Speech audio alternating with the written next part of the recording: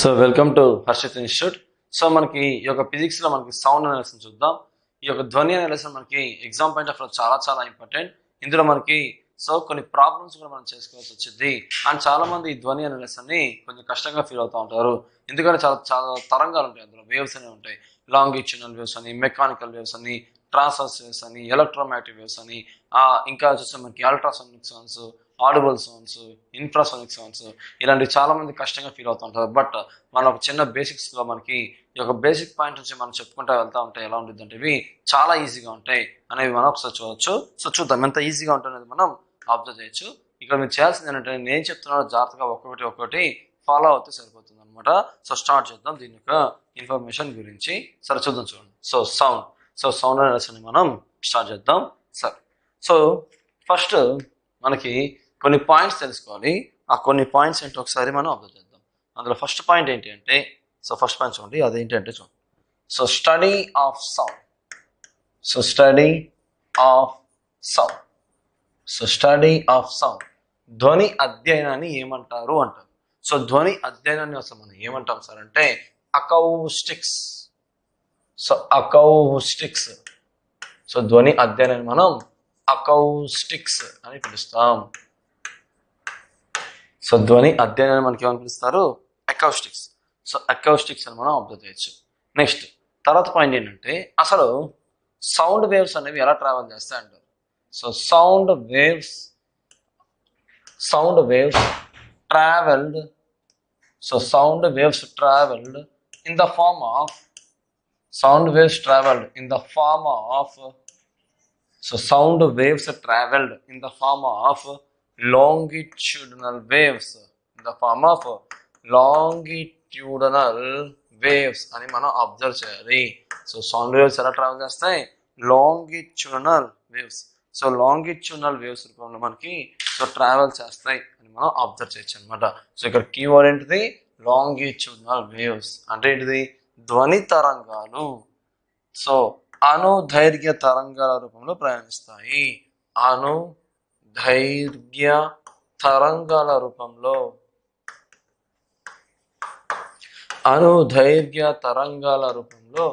ప్రయాణిస్తాయి అని మనం చెప్పుకోవచ్చు. అనుధైర్ఘ్య తరంగాల రూపంలో మనకి ప్రయాణిస్తాయని. నెక్స్ట్ మనం అబ్జర్వ్ చేయాల్సింది ఏంటో చూడండి, అదేంటి అంటే అసలు సౌండ్ వేవ్స్ అసలు ఏ వేవ్స్ అన్నారనుకో, సౌండ్ వేవ్స్ ఆర్ మనం ఏం చెప్పాలి తెలుసా? సౌండ్ వేవ్స్ అనేవి mechanical waves. Sound waves or mechanical waves అని చెప్పాలి. అంటే ధ్వని తరంగాలు యాంత్రిక తరంగాలు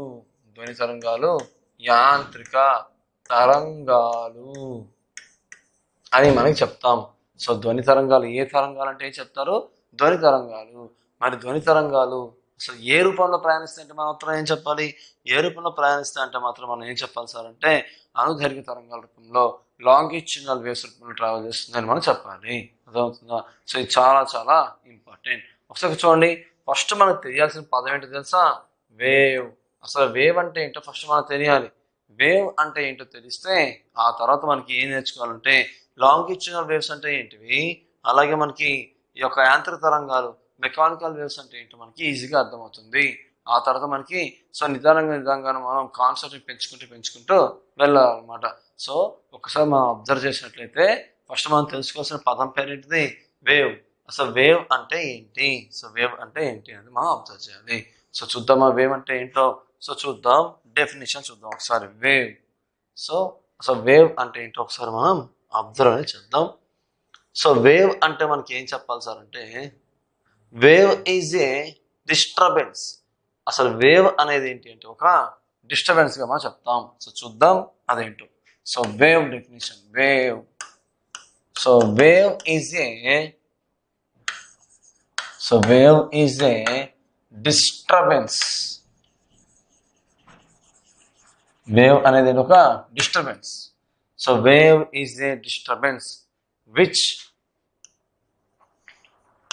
which propagate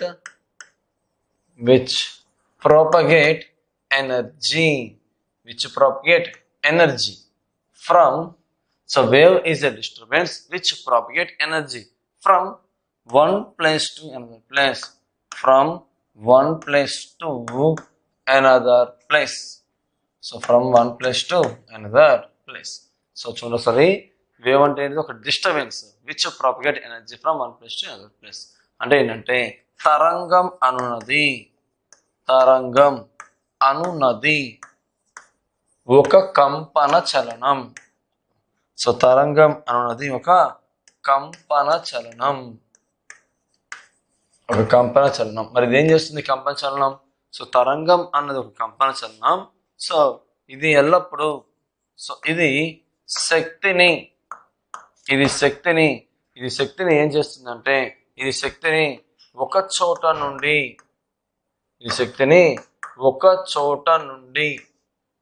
మరొక చోటుకు మోసుకొని పోతుంది.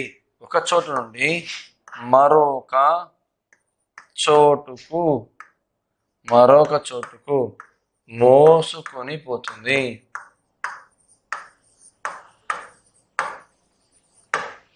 ఒక చోట నుంచి మరొక చోటుకి ఇది ఏం చేస్తుంది? మోసుకుపోతుంది. సో తరంగం అనేది ఒక కంపన చలనం. ఇది ఎల్లప్పుడు ఏం చేస్తుంది? ఒక శక్తిని ఒక చోట నుంచి మరొక చోటుకి మోసపోతుంది. మీరు గుర్తుపెట్టుకోవాల్సింది ఏంటిది? అసలు వేవ్ అంటేనే డిస్టర్బెన్స్. అసలు డిస్టర్బెన్స్ క్రియేట్ చేయకుండా వేవ్ మనకు ఫామ్ అవుతుందా? ఇప్పుడు క్లాప్స్ కొడతారు, క్లాప్స్ చిట్కా ఇలా చిటికేస్తారు. అంటే ఏంటిది? డిస్టర్బెన్స్ క్రియేట్ చేసినట్టు యొక్క అట్మాస్ఫియర్ లో ఇలా డిస్టర్బెన్స్ క్రియేట్ చేసినప్పుడు ఏమైందంటే ఎనర్జీ రిలీజ్ అవుతుంది. అది కూడా మనకి సౌండ్ ఎనర్జీ అంటాం. ఆ ఎనర్జీ ఏం చేస్తుంది? ఒక చోట నుంచి మరొక చోటకి తీసుకెళ్తుంది అనమాట. అర్థమవుతుందా? సో ఇది మనకి పాయింట్ అనేది. సో మరి దీని తర్వాత మనం నేర్చుకోవాల్సింది ఏంటంటే అసలు వేవ్ లెంత్ అంటే ఏంటో మనం అబ్జర్వ్ చేయాలి. సో ఏం అబ్జర్వ్ చేయాలి? సో వేవ్ లెంత్ దీన్ని మనం లాంబ్డాతో ఇండికేట్ చేస్తాం. లాంబ్డా. సో వేవ్ లెంత్ దీన్ని మనం లాంబ్డాతో ఇండికేట్ చేస్తాం.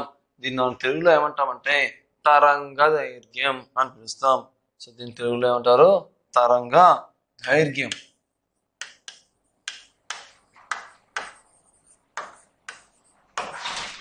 సో తరంగ దైర్ఘ్యం అని మనకి పిలుస్తాం. సో వేవ్ లెంత్ మనం తరంగ దైర్ఘ్యం అని పిలుస్తాం. చూద్దాం అంటే ఏంటో. తరంగ దైర్ఘ్యం అంటే ఏంటో మనకు తెలియాలంటే ఫస్ట్ ఏం చేయాలంటే అసలు తరంగ దైర్ఘ్యం అంటే తరంగాల్లో ఏమేమి ఉంటే మనం అబ్జర్వ్ చేయాలి. ఒకసారి చూద్దాం. So side heading stationery wave. So వీటిని స్థిర తరంగాలు అంటారు. స్థిర తరంగాలు. ఒక్కసారి చూడండి, మనకి అబ్జర్వ్ చేస్తే సో తరంగాలు అనేవి ఇలా ఫామ్ అవుతున్నాయి అనుకుంటే మనకి ఇక్కడ నుంచి ఇలా స్టార్ట్ అయ్యి ఇలా వచ్చిన దాన్ని మనం ఏమంటాం తెలుసా? వన్ కంప్లీట్ వేవ్, ఒక పూర్తి తరంగం అంటాం. అలాగే ఇక్కడ నుంచి ఇలా వెళ్తే ఇది రెండో పూర్తి తరంగం. ఇది ఇక్కడ నుంచి ఇలా వెళ్తే ఇది ఇంకో పూర్తి తరంగం. అంటే సో ఒక పూర్తి తరంగం ఇది. సో ఇక్కడ నుంచి ఇంతవరకు ఒక పూర్తి తరంగం అయితే ఇక్కడ నుంచి ఇంతవరకు ఇంకో పూర్తి తరంగం, ఇక్కడ నుంచి వస్తే ఇంకో కంప్లీట్ వేవ్ అనమాట. సో కంప్లీట్ వేవ్ అనేది మనం అబ్జర్వ్ అని చెప్పేసి అంటే కంప్లీట్ వేవ్స్. సో ఇప్పుడు నేనేం చేస్తానంటే ఒక కంప్లీట్ వేవ్ నేను తీసుకుంటున్నా. ఒకసారి చూడండి. సో కంప్లీట్ వేవ్ అంటే ఇలా ఉంటుంది. కంప్లీట్ వేవ్ అంటే so this is one complete wave. ఈ చివర ఉన్నదాన్ని మనం ఏమంటామంటే నోడ్ అని పిలుస్తాం. ఈ మధ్యలో ఉన్నదాన్ని కూడా మనం ఏమని పిలుస్తామంటే నోడ్ అనే పిలుస్తాం. అలాగే ఇక్కడ ఈ చివర ఉన్నదాన్ని కూడా మనం ఏమని పిలుస్తామంటే నోడ్ అనే పిలుస్తాం. నోడ్ అనే మనకి అబ్జర్వ్ అనేది చేస్తాం. అలాగే ఇక్కడ చూడండి, ఇక్కడ ఈ మధ్యలో ఉన్నదాన్ని మనం ఏమంటాం? యాంటీ నోడ్ అని పిలుస్తాం. అలాగే ఇక్కడ ఉన్నదాన్ని కూడా మనం ఏమని పిలుస్తామంటే యాంటీ నోడ్ అని మనకి పిలుస్తాం. సో అలాగే ఇక్కడ నుంచి చూడండి, ఇక్కడ నుంచి దీన్ని మనం మ్యాక్సిమం డిస్ప్లేస్మెంట్ అంటాం. దీన్ని మనం యాంప్లిట్యూడ్ అని పిలుస్తాం. యాంప్లిట్యూడ్. తెలుగులో నోడ్ని తెలుగులో ఏమంటారు? అంటే అస్పందనం అని పిలుస్తారు. అస్పందనం. సో తెలుగులో దీన్ని ఏమని పిలుస్తారు? అస్పందనం అని మనం పిలుస్తారు. మరి యాంటీనోడ్, యాంటీనోడ్ తెలుగులో ప్రస్పందనం. సో ప్రస్పందనం అని పిలుస్తారు అనమాట. సో ప్రస్పందనం,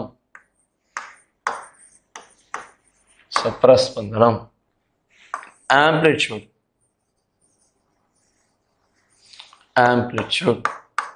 మరి యాంప్లిట్యూడ్ ఏమంటారు అంటే కంపన పరిమితి, కంపన పరిమితి అని పిలుస్తారు. యాంప్లిట్యూడ్ ఏమని పిలుస్తారు?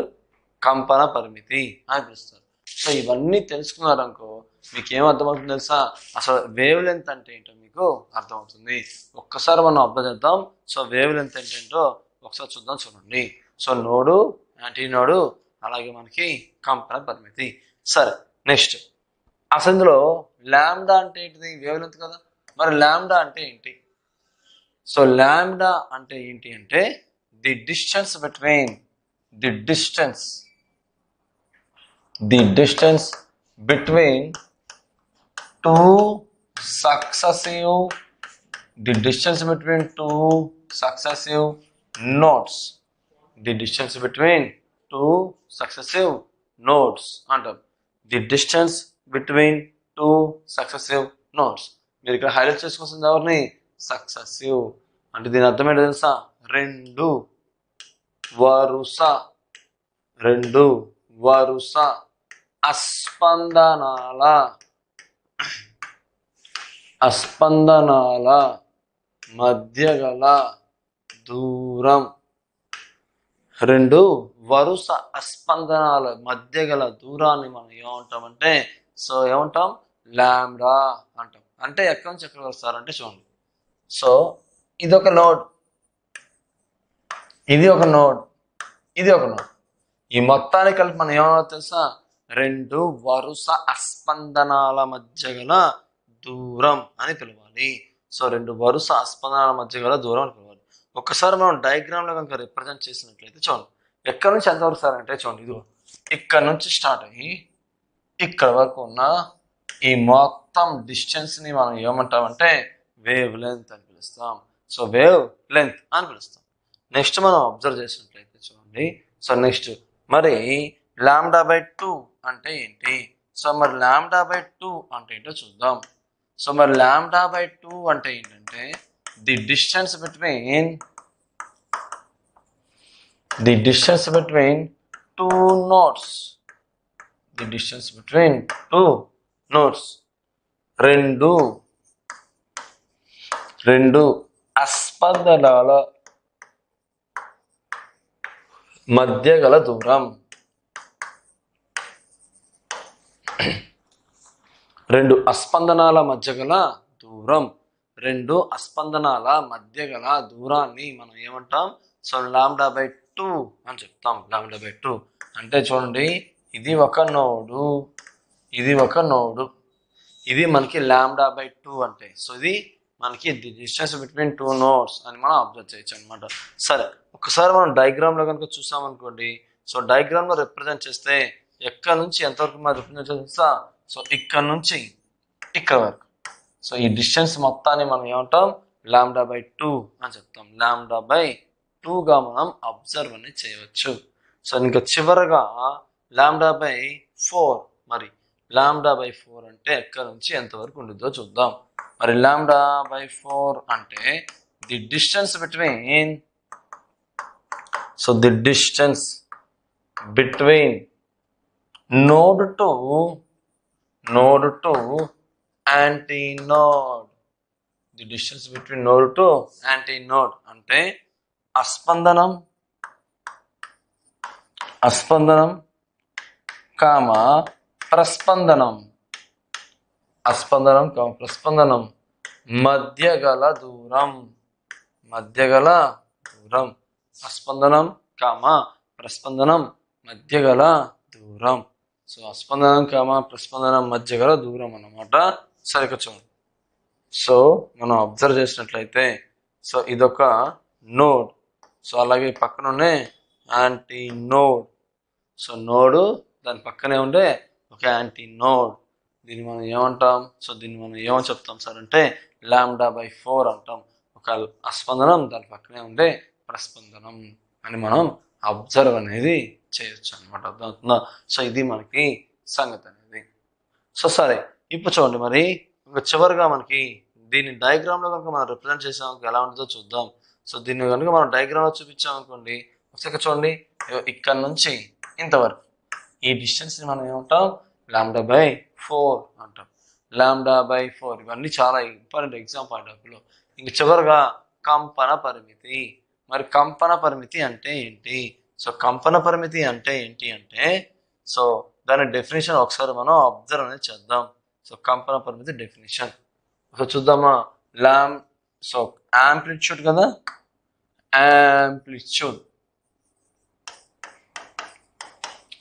యాంప్లిట్యూడ్ మరి యాంప్లిట్యూడ్ అంటే ఏంటో చూద్దాం. డెఫినేషన్, యాంప్లిట్యూడ్ అంటే డెఫినేషన్ ఏంటి అంటే, సో ది మ్యాక్సిమం